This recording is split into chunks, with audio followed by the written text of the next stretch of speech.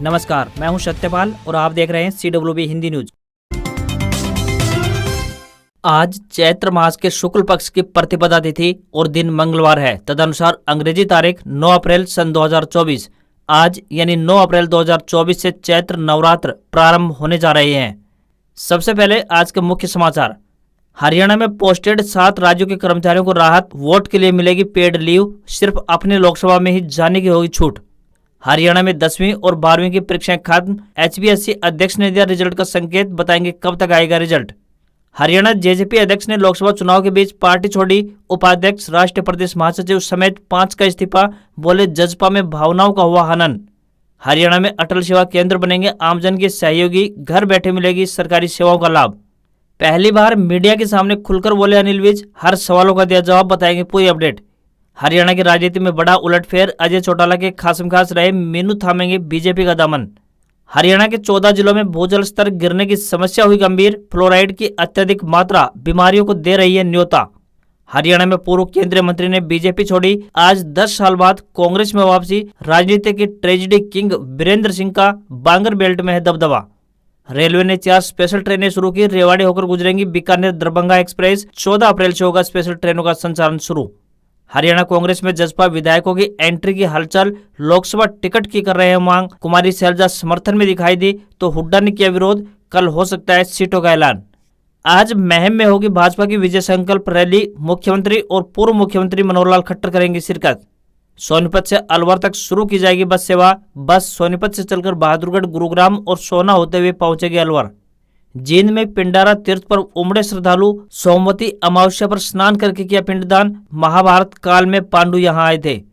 नारनौल में जेजेपी को बड़ा झटका, नव चेयरमैन कमलेश सैनी ने छोड़ी पार्टी, बीजेपी ज्वाइन करने की है चर्चा, 2 बार लड़ चुके हैं चुनाव। चरखे दादरी में सरसों से भरे 2 ट्रक काबू, राजस्थान से ऑयल मिल में लेकर आए थे फसल, 2,90,000 रुपए लगाया जुर्माना। Defending champion Chennai super Kings ने IPL में तीसरा मैच जीता, टीम ने मौजूदा सीजन के 22वें मुकाबले में कोलकाता नाइट राइडर्स को 7 विकेट से हराया। और अमेरिका समेत 3 देशों में दिन में हुई रात, मैक्सिको के साथ साथ इसका असर अमेरिका और कनाडा में भी दिखाई दिया। और अब खबरें विस्तार से।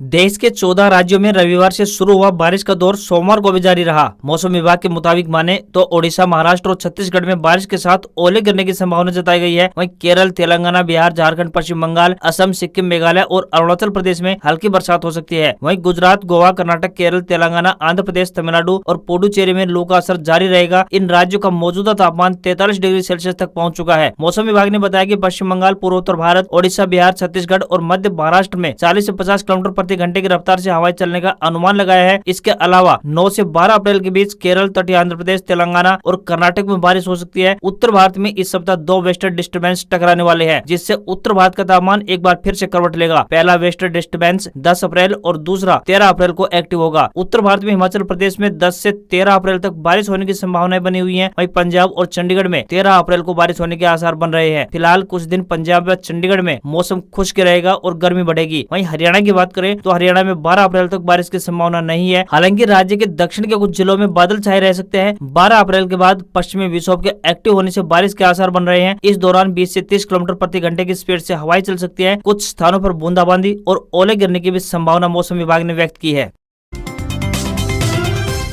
National institute of technical teachers training and research Chandigarh द्वारा एक अधिसूचना जारी की गई है। इसके अनुसार अनेक पदों पर भर्तियां की जाएंगी। जो भी उम्मीदवार इन पदों के लिए इच्छुक है वो अपने आवेदन भेज सकते हैं। इन पदों के लिए उम्मीदवारों को ऑनलाइन आवेदन भेजने होंगे। आवेदन करने की आखिरी तारीख 18 अप्रैल 2024 है। इन पदों के लिए उम्मीदवार डिग्री या डिप्लोमा धारक होनी चाहिए। जनरल, OBC व EWS पुरुष उम्मीदवारों के लिए 750 रुपए फीस तय की गई है। तो वही दिव्यांग, SC, ST व महिला वर्ग के उम्मीदवारों को कोई भी आवेदन शुल्क नहीं देना होगा। आयु सीमा की जानकारी लेने के लिए अधिसूचना अवश्य देखें। इन पदों के लिए उम्मीदवारों को ऑनलाइन आवेदन करने होंगे।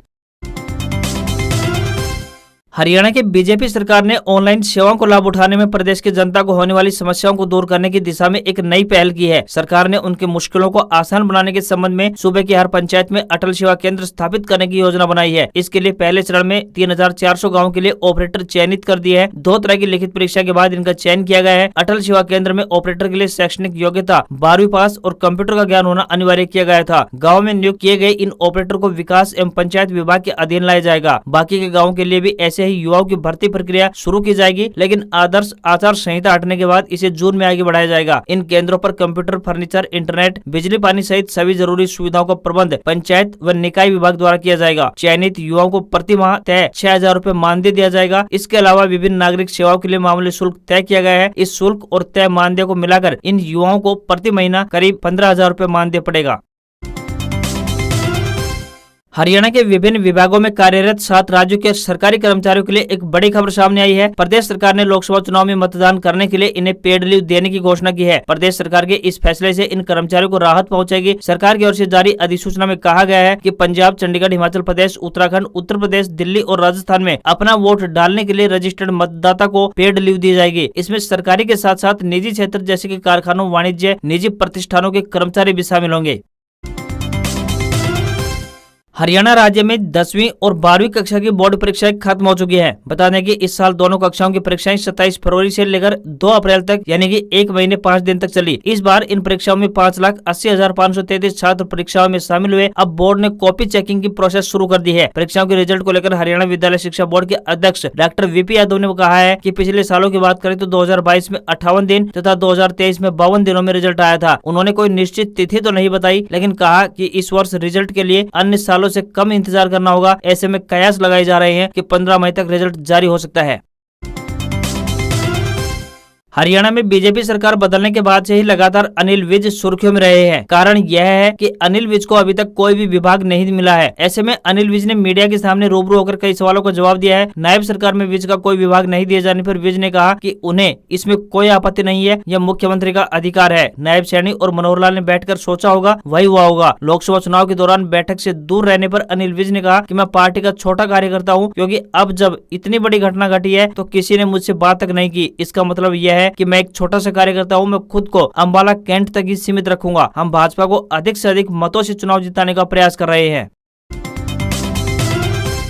देश भर में लोकसभा चुनाव का बिगुल बज चुका है। केंद्र में भारतीय जनता पार्टी यानी बीजेपी तीसरी बार सरकार बनाने के उद्देश्य से 400 लोकसभा सीटें जीतने के नारे के साथ आगे बढ़ रही है। हरियाणा में बीजेपी के इस मिशन को तब और अधिक मजबूती मिली कि जब बीजेपी जेजेपी गठबंधन के सूत्रधार रहे समाजसेवी मीनू बेनीवाल ने बीजेपी ज्वाइन करने का ऐलान कर दिया है। 10 अप्रैल को सिरसा लोकसभा क्षेत्र के कालावाली में होने वाली बीजेपी की रैली में सीएम नायब सिंह सैनी और पूर्व मुख्यमंत्री मनोहर लाल खट्टर की मौजूदगी में मीनू बेनीवाल भारतीय जनता पार्टी का दामन थामेंगे। बता दें कि मीनू बेनीवाल एलनाबाद विधानसभा क्षेत्र में काफी सक्रिय रहे हैं और बीजेपी जेजेपी गठबंधन सरकार के कोऑर्डिनेटर रहे। बेनीवाल के पूर्व सीएम मनोहर लाल खट्टर के बेहद करीबियों में गिनती होती है। वहीं मीनू बेनीवाल जेजेपी के राष्ट्रीय संरक्षक अजय सिंह चौटाला के भी बेहद करीबी माने जाते हैं। बीजेपी पार्टी में शामिल होने के ऐलान के बाद अब यह कयास लगाए जा रहे हैं कि पार्टी उन्हें एलनाबाद विधानसभा सीट से अजय सिंह चौटाला के सामने अपना प्रत्याशी घोषित कर सकती है।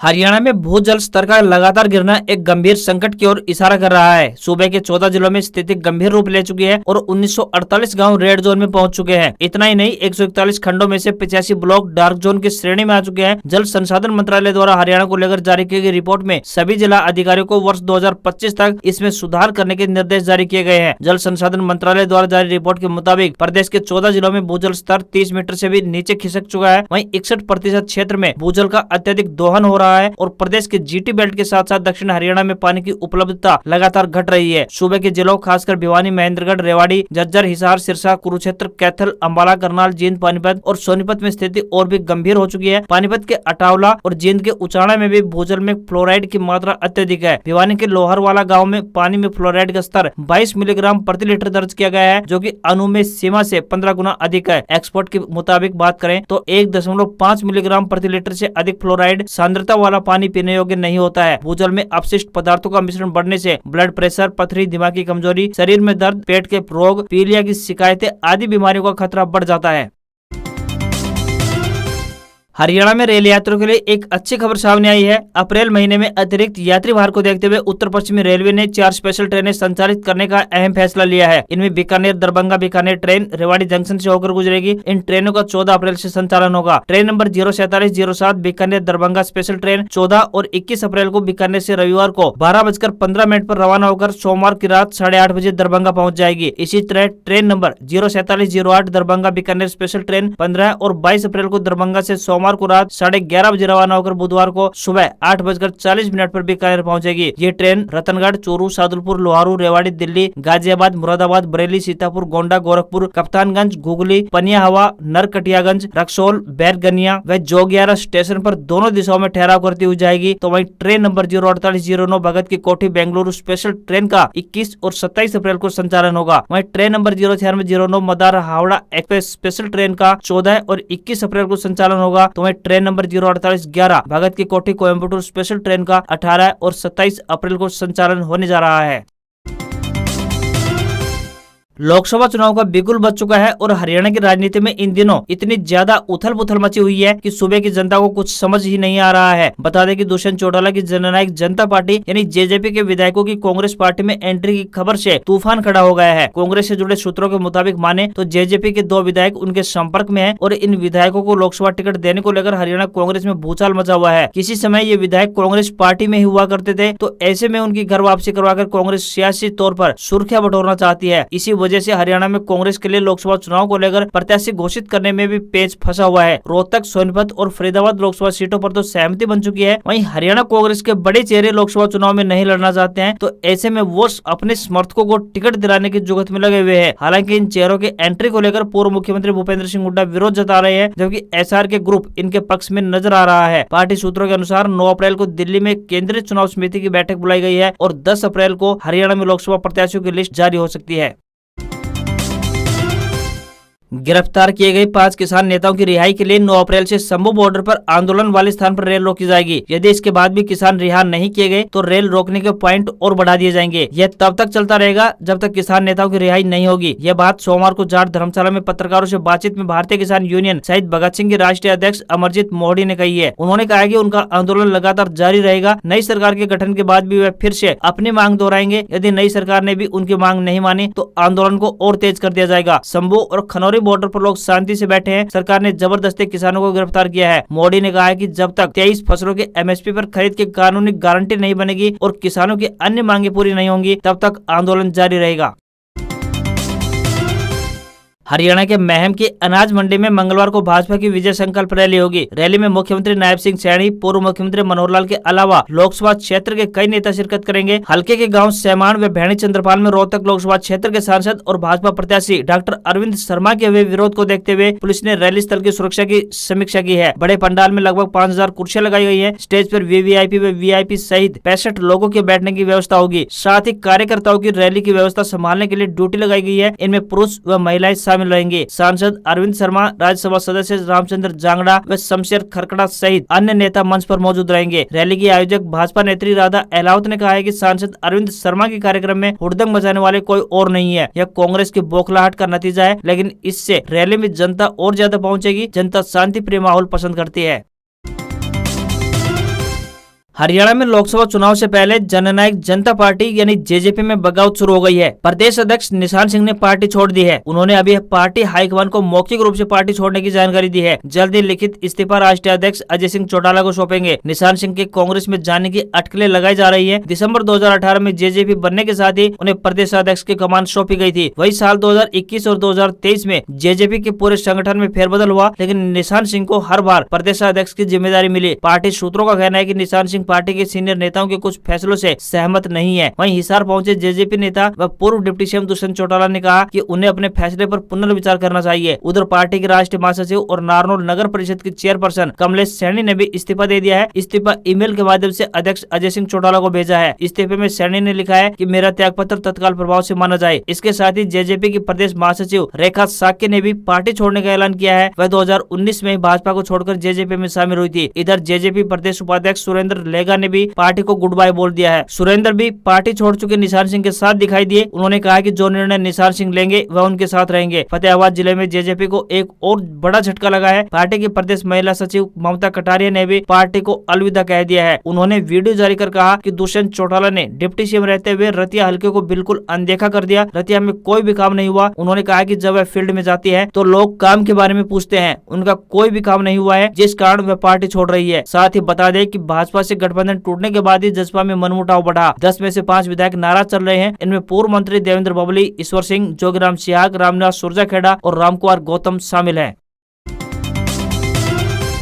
मैक्सिको में कल यानी सोमवार सुबह 11 बजते ही, जो कि भारतीय समय अनुसार सोमवार रात करीब 10 बजे दिन में अंधेरा छा गया। इसी के साथ साल का पहला सूर्य ग्रहण लगा। मैक्सिको के साथ साथ इसका असर अमेरिका और कनाडा में भी दिखाई दिया। यहाँ ग्रहण के रास्ते में पड़ने वाले राज्यों में करीब 4 मिनट 28 सेकंड तक दिन में ही अंधेरा छाया रहा। वहीं 54 देशों में आंशिक सूर्य ग्रहण लगा। सोमवार को लगे सूर्य ग्रहण का भारत में कोई असर दिखाई नहीं दिया, क्योंकि ग्रहण जब शुरू हुआ तो उस वक्त यहाँ रात थी। सूर्य से निकलने वाली सोलर एनर्जी और उसके पर्यावरण पर असर को जानने के लिए नासा ने ग्रहण के दौरान साउंडिंग रॉकेट लॉन्च किए। साउंडिंग रॉकेट स्पेस में ज्यादा दूर तक नहीं जाते हैं। इनका इस्तेमाल पृथ्वी की सतह से 48 से 145 किलोमीटर तक की स्टडी के लिए किया जाता है। कनाडा के ओंटारियो शहर में दोपहर 3:12 पर पूर्ण सूर्य ग्रहण लगना था। हालांकि लोग नेशनल पार्क के ग्रहण देखने के लिए सुबह 5 बजे से ही लाइन लगाकर खड़े हुए थे। हफ्ते के पहले कारोबारी दिन भारतीय शेयर बाजार में तेजी दिखाई दी। सेंसेक्स 494 अंकों की तेजी के साथ 74,742 के स्तर पर क्लोज हुआ, तो वहीं निफ्टी में भी 152 पॉइंट की तेजी दिखाई दी और ये 22,666 के स्तर पर क्लोज हुआ। सोना एक बार फिर से अपने ऑल टाइम हाई पर पहुंच गया है। 10 ग्राम सोना 1397 रुपए महंगा होकर 71,279 रुपए का हो गया है। वही चांदी भी अपने ऑल टाइम हाई पर पहुंच गई है। 1 किलोग्राम चांदी का भाव 24 रुपए बढ़कर 81,496 रुपए का हो गया है। इस साल अब तक सिर्फ 3 महीने में सोने के दाम 7,977 रुपए बढ़ चुके हैं। आज खबरों में बस इतना ही। देखते रहिए आपका अपना हरियाणा का सबसे बेहतरीन news channel CWB Hindi news. नमस्कार। इसी आशा के साथ आपका दिन शुभ रहे।